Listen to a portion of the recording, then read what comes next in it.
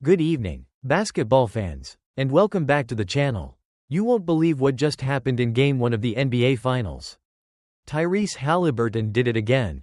The Indiana Pacers rallied from a massive 15-point fourth-quarter deficit Thursday night and stunned the Oklahoma City Thunder, 111-110. In an instant classic, Haliburton's heroics, another game winner.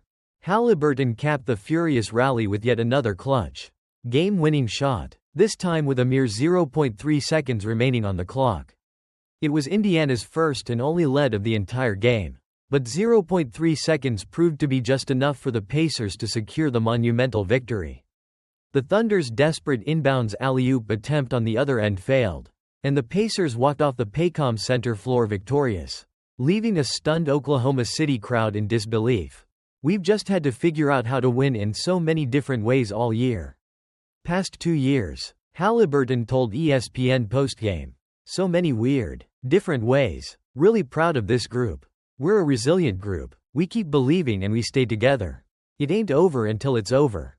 Haliburton finished the night with 14 points, 10 rebounds, and 6 assists in the comeback victory, which saw an incredible 6 Pacers players score in double figures, none of them more than 19 points. This collective effort spoiled a sensational night for league MVP Shai Gilgeous-Alexander, who poured in 38 points, along with 5 rebounds, 3 assists, and 3 steals. The Pacers' win was a true shocker, especially considering the Thunder were the best team in the league during the regular season and entered Game 1 as heavy favorites to win the NBA title after an impressive run through the Western Conference playoffs. The comeback, from dominance to disbelief. For most of Thursday's game, the Thunder looked every bit the heavy favorites.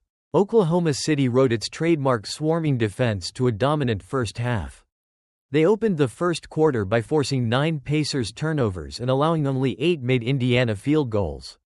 By halftime, Indiana's turnover count of 19 still exceeded its made field goal tally of 15. And the Thunder held a comfortable 57-45 lead. There was little to indicate from that first half that the Pacers could mount such a rally. However, Indiana's defense kept them within striking distance, limiting Oklahoma City to just 37% shooting in the first half. A halftime message from head coach Rick Carlisle proved pivotal.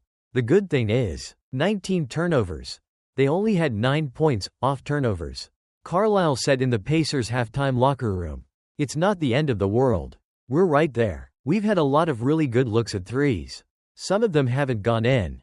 Stay with the process. Stay with the process." Indiana stayed with the process. They drastically limited their turnovers to just 5 in the second half and found their stroke from long distance, eventually finishing the game shooting an astounding 18 of 39, 46.2%, from three-point distance. With 9 different Pacers hitting at least one triple, Obi Toppin led the charge from deep, hitting 5 of 8 off the bench en route to 17 points. The result in the third quarter was the Pacers keeping pace, preventing the Thunder from extending their lead. Oklahoma City eventually extended its lead to the largest of the game at 94-79 when Jalen Williams turned a steal into a transition dunk with 9:42 remaining in the fourth. But the Indiana rally was not to be quelled.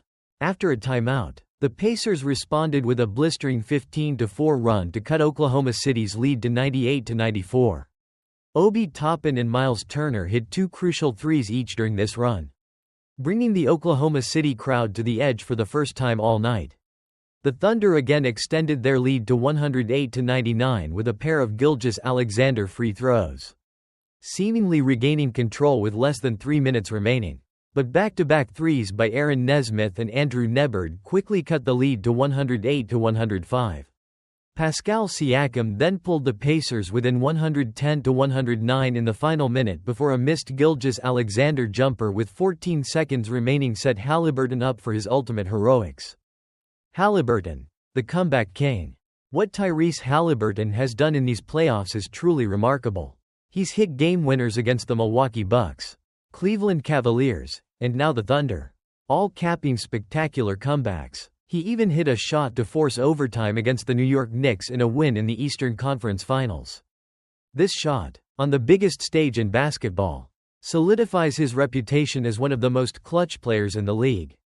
The Pacers rallied from 20 points down and a 7-point deficit in the final 40 seconds to clinch their first-round series against the Bucks, with Haliburton securing the win in overtime. Against Cleveland, Indiana again trailed by 20 points before mounting another stunning rally, capped by Haliburton's go-ahead three-pointer with 1.1 seconds remaining. And against the Knicks, he forced overtime with a deep buzzer beater before the Pacers went on to win that game. Now, Haliburton has done it again to a Thunder team almost everyone picked to beat his Pacers in the NBA Finals. The ball is now in Oklahoma City's court to respond and avoid a 2-0 deficit at home. Game 2 is scheduled for Sunday. What an incredible start to the NBA Finals.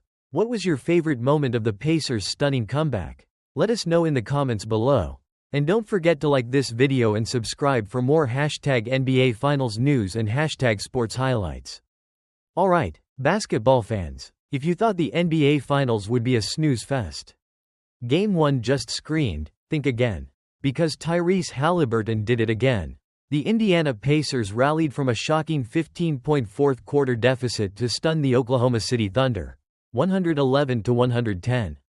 In Game 1 of the NBA Finals, Haliburton capped this unbelievable comeback with another game-winning shot, this time with a mere 0.3 seconds left on the clock. The crazy part? That was Indiana's first and only lead of the entire game. You truly can't write this stuff. The Thunder's desperate alley-oop failed, and the Pacers walked off the court victorious, leaving a stunned OKC crowd in their wake. As Haliburton himself said, "It ain't over until it's over." And for him, it never is. He's hit game winners against the Bucks, the Cavaliers, and now the Thunder in these playoffs, all capping spectacular rallies. He even forced overtime against the Knicks in the Eastern Conference Finals.